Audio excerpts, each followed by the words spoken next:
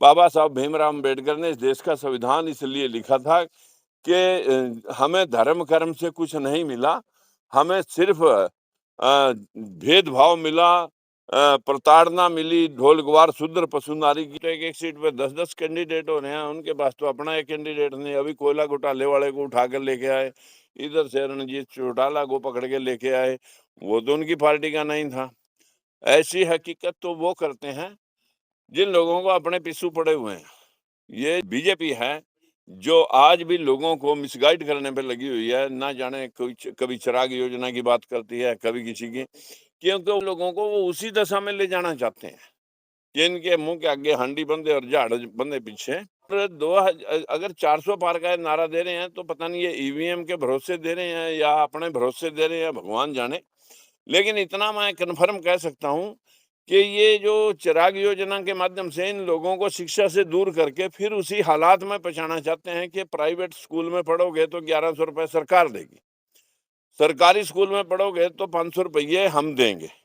तो इसका मतलब ये है कि किसी तरीके से सरकारी स्कूल बंद हो जाएं और फिर आनन-फानन में जब लोग इन सरकारी स्कूलों में जाने की बजाय लालच में प्राइवेट स्कूलों में जाएँगे, तो एक बार सारे सरकारी स्कूल जब बंद हो गए, तो फिर अनावश्यक फीसें बढ़ा करके फिर इन लोगों को शिक्षा से हम दूर कर देंगे। सर, स्वागत है आपका पीएन मीडिया पर। मैं हूं आपके साथ प्रीति सिंगल। 2024 के चुनाव का आगाज हो चुका है और नेताओं की अग्नि परीक्षा भी शुरू हो चुकी है। इसी कड़ी में मेरे साथ लोकतंत्र सुरक्षा पार्टी के सुप्रीमो राजकुमार सैनी मौजूद हैं। हम उनसे कुछ राजनीतिक चर्चा करेंगे। सर नमस्कार, स्वागत है आपका नमस्कार, पीएन मीडिया। नमस्कार। सर, 2024 के चुनाव का आगाज हो चुका है, आपकी किस प्रकार की तैयारी? देखिए, हमारी पार्टी लोकतंत्र सुरक्षा पार्टी लगभग 6-7 स्टेटों में काम कर रही है और हमारे साथ लगभग 104 पार्टियां जुड़ी हुई हैं, जिनका सभी का एक आंकलन था कि जैसे ही कन्याकुमारी से कश्मीर तक और मणिपुर से महाराष्ट्र तक राहुल गांधी ने कांग्रेस के इंडिया गठबंधन में लोगों ने एक विचार रखा कि हम जातिगत जनगणना करा के सबका हिस्सा सुनिश्चित करेंगे और 50% की सीमा हटा करके हर बरादरी, हर व्यक्ति को आर्थिक सर्वे करके उनको उनकी सुनिश्चितता कराएंगे। इसलिए अनकंडीशनल समर्थन हमने कांग्रेस को दिया। और इसके साथ में जो बीजेपी है, जो आज भी लोगों को मिसगाइड करने पे लगी हुई है, ना जाने कोई कभी चिराग योजना की बात करती है, कभी किसी की, क्योंकि वो मनुवादी व्यवस्था लाना चाहते हैं हिंदू राष्ट्र के नाम से। का मकसद है, जो आदिकालों में हम नीचे बिठाए जाते थे, बगार ली जाती थी और हमारा शोषण किया जाता था, हमारे लोगों को वो उसी दशा में ले जाना चाहते हैं कि इनके मुँह के आगे हांडी बंदे और झाड़ बंदे पीछे।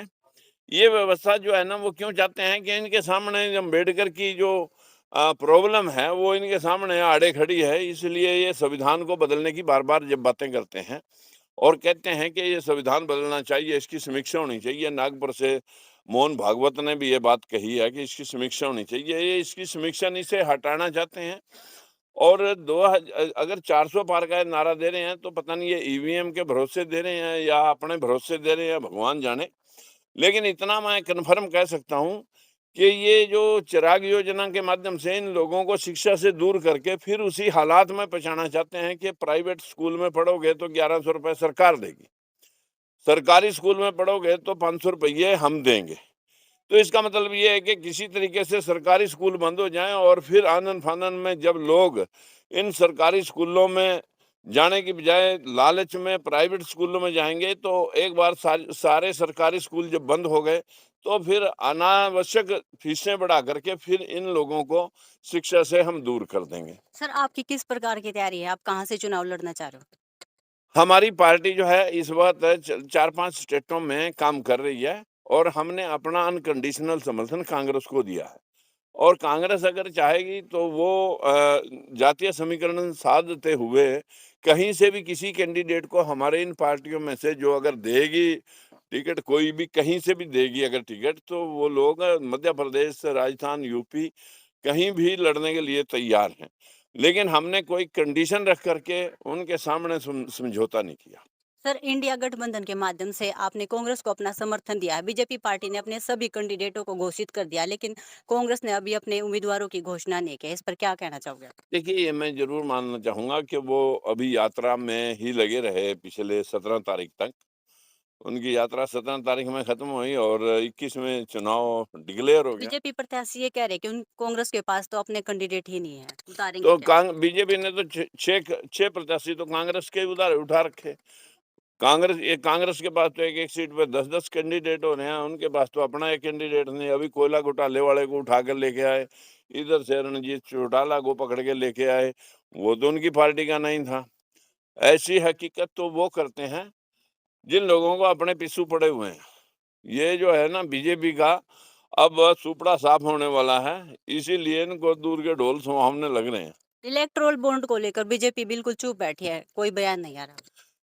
वो तो आप मीडिया वाले चुप बैठे हैं, नहीं तो ये सवाल तो आपका था। हमारा सवाल तो ये था भी नहीं कि आप लोगों को सवाल करने चाहिए थे कि आप कहाँ खामोश हैं, जब पूरा देश और सुप्रीम कोर्ट हमारे देश की उच्च संस्था इस बात को पूछ रही है कि इलेक्टोरल बॉन्ड का हिसाब दो।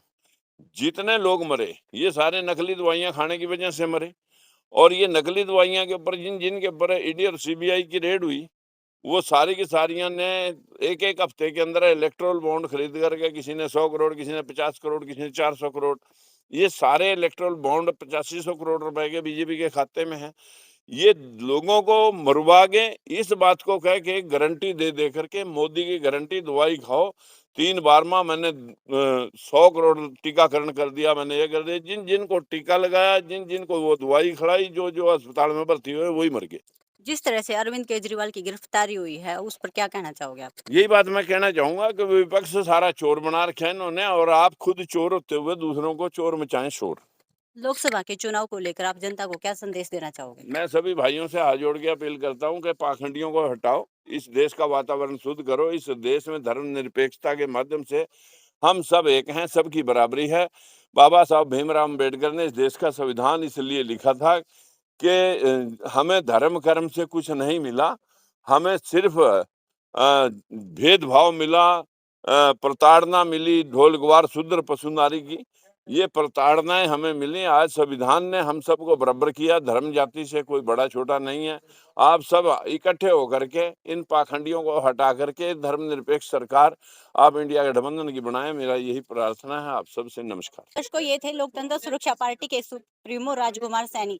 इसी तरह की अपडेट जानने के लिए देखते रहिए पीएन मीडिया। धन्यवाद।